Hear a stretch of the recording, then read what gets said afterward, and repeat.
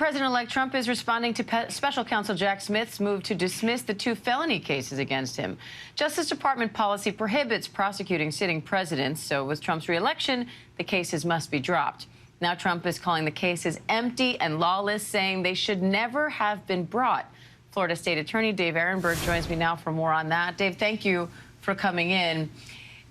Is this it for Trump's legal troubles, or could these cases resurface once he's out of office? Diane, the 2 key words in the dismissal were without prejudice, which means it is possible after January 2029 that the cases could be resurrected. 2 issues with that. There's a potential statute of limitations issue. It'd be up to the court to see if the statute of limitations would be postponed while the matter is delayed. And secondly, it's always possible that Trump could try to self-pardon. We've never been down that road before, but this very conservative Supreme Court has shown that they've got Trump's back. Now, you've worked with former Florida Attorney General Pam Bondi, who is now Trump's pick for U.S. Attorney General after Matt Gaetz withdrew. What can you tell us about her, and what did you think of that nomination? I ran against her in 2010 for Attorney General. She won, I lost, and then she hired me as her drug czar.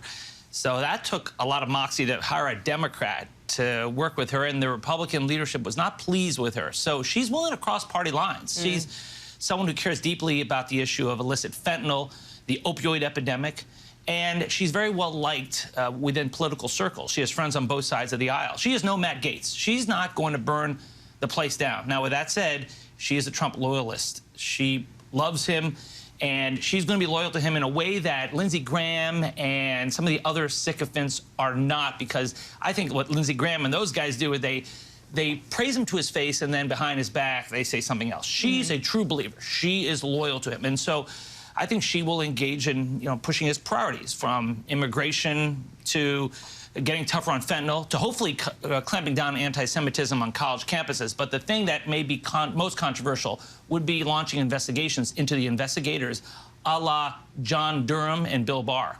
So I want to ask you about that, too, because he said he would fire Jack Smith on day 1. Jack Smith, the special counsel, has already said that he's going to step down before Trump gets into office. But do you think prosecutors with the special counsel should worry about retribution? I would hope not, because as a fellow prosecutor, these prosecutors like Jack Smith were just following the evidence and the law. Now, will there be investigations? Yes. John Durham showed that they can do that. As long as it's tethered to the evidence, I think it will be okay. I'm not as concerned under Pam Bondi's stewardship as I would be under Matt Gaetz, whose whole intent was to walk out Trump's enemies in handcuffs. Pam Bondi will have the investigations, I believe, but they will always be tethered to the evidence and the law. All right. Democratic Florida State Attorney David Ehrenberg. David, thank you. Thanks for having me.